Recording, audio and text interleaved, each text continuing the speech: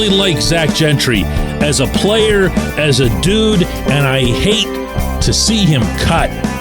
And also, and related, nothing that happened yesterday mattered. Good morning to you. Good Wednesday morning. I'm Dejan Kovacevic of DK Pittsburgh Sports, and this is Daily Shot of Steelers. It comes your way bright and early every weekday. If you're into hockey and or baseball, I also offer daily shots of Penguins and Pirates in the same place that you found this. The Steelers reduced their roster by 17. 16 of those were by way of cuts yesterday. It began with the trading of Kendrick Green for a 6th-round pick, an astonishing return for someone who just can't play football. But that came from the Houston Texans, who are astonishingly bad at the game of football. And the other 16 had a couple of surprises. I wouldn't say that they're excessive. Gentry is a good player. Gentry is a guy who, ever since he got here in 2019, worked his tail off as much as anyone in the fold. I've shared that with you guys. I've shared with you what his personality is like, how much he's meant to not just Pat Freiermuth's maturation, but also to Connor Hayward's, and then right here in this camp to Darnell Washington's.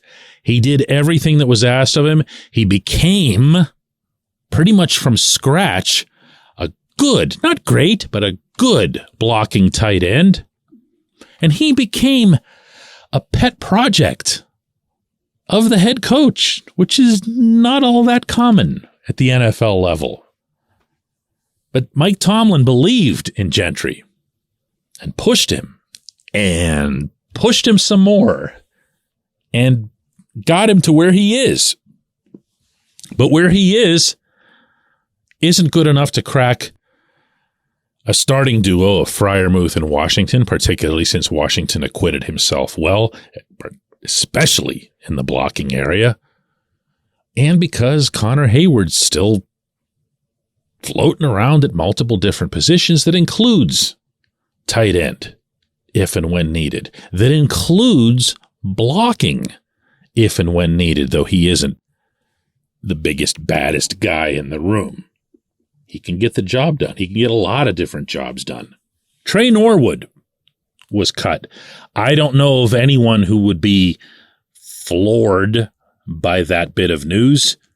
The safety room became very deep, and then the safety situation became complicated because Elijah Riley was in competition with Chandon Sullivan for the slot corner job, but Riley also has experience at safety.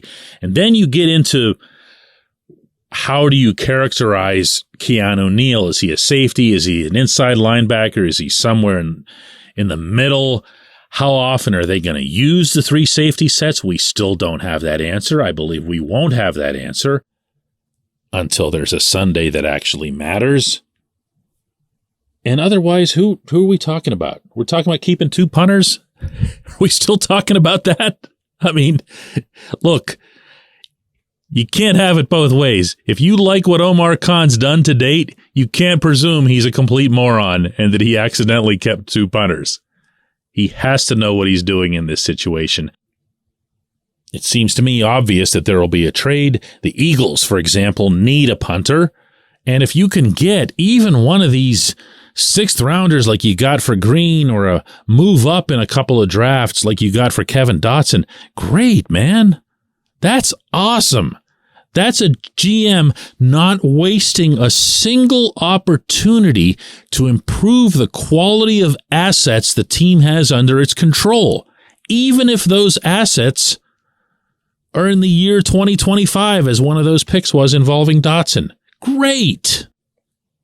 Braden Fehoko is going to surprise some people. It should not surprise anybody who's been listening to this show, because I played for you on this show 6 weeks ago, a one-on-one interview that I did with Carl Dunbar, the defensive line coach, who told me unequivocally, unapologetically, and pretty close to loudly that Montravius Adams is his guy. And I know I didn't take it all that seriously either, but they really respect what Adams has done for the defensive line, particularly as a run stopper, but he also has the ability to get back to the quarterback, but the run stopping is the main thing. They see him as a safer partner in crime for Keanu Benton. You can't keep 3 or 4 nose tackle guys around. You just can't do it. Optimally, Benton takes that job, and I mean takes it by storm. And if that happens, you've got Adams still around, available to help. And that's about it. Everybody gets super stoked about cutdown day for the same reason they get super stoked about trade deadlines, especially in other sports, not so much football. Because it feels like, wow, here's the team. The team is being shaped, and we've been trying to anticipate this, and we've done mock 53-man rosters and everything else. But not much was all that seismic out of this. Not one thing that happened yesterday will affect Steelers versus 49ers on September 10. But to kind of reiterate from yesterday's episode, the fact that anybody got engaged in this, got wrapped up and emotional and whatever, tells you what kind of depth is at hand here. I think Gentry does that all by himself.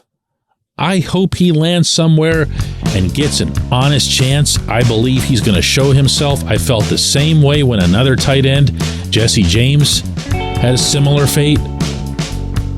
There wasn't room anymore because this team is getting pretty serious. When we come back, J1Q. This segment of Daily Shot is brought to you by our good friends at Mike's Beer Bar. They're located on Federal Street, directly across from PNC Park. Mike has more than 500 beers on tap, including from more than 50 local breweries. Stop in and say hello. Tell Mike we sent you. Mike's Beer Bar.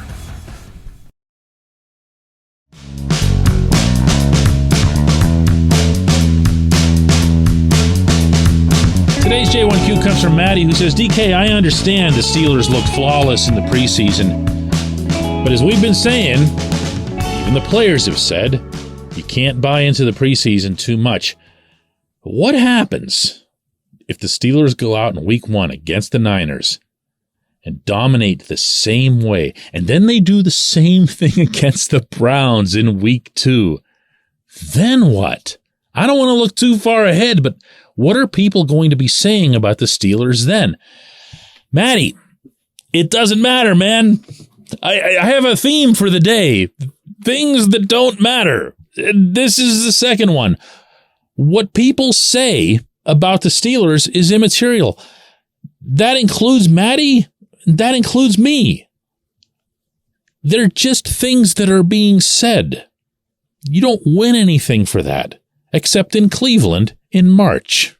That's it. That's the only qualification. Turn down the talking heads, flip off the hot takes radio, and turn me off too. Because none of it matters. What you said there that does matter, like a ton, is beating the 49ers in what's going to be a really high-profile game for the league, one would think, on that opening Sunday, and then beating the Browns here in Pittsburgh on a Monday night. Remember, that's a Monday nighter. You know whose opinions I'll be interested to hear after that 2-0 start? The Steelers, okay? The Steelers players. You know whose opinions I was interested in after the preseason game in Atlanta? Yeah, those guys in the locker room. And I shared some of those with you because their confidence level, their internal belief. Oh, man, that matters so much, Maddie. It's where you develop not only a self-trust, but a trust in those around you. You look around the locker room and you see your teammates and your collective in a different light. I've been covering sports all my life. I know what this looks like. I know what this sounds like. And I know what it feels like. And I felt it in Atlanta while understanding, and as you pointed out yourself, all of them went out of their way to mention it's preseason, it's preseason, it's preseason. Right. But what they're believing in isn't that they beat the Falcons or they beat the Bills or Buccaneers, because the outcomes don't matter. What they believe in is what they're going through every day on the practice field, in the film room. And then when they can go out and do it in a stadium and get it done against another team and then put that on film and then study that, they feel that much better about it. It's a bolster. Now, to go out there and do it against the Niners and against the Browns and to get that kind of start going, what that's going to be like for these guys, I could tell you this based on having talked to a ton of them here all summer long, is it's going to feel not like, oh gosh, wow, look at us, the pundits had it all wrong and that kind of nonsense. It's going to feel like a validation.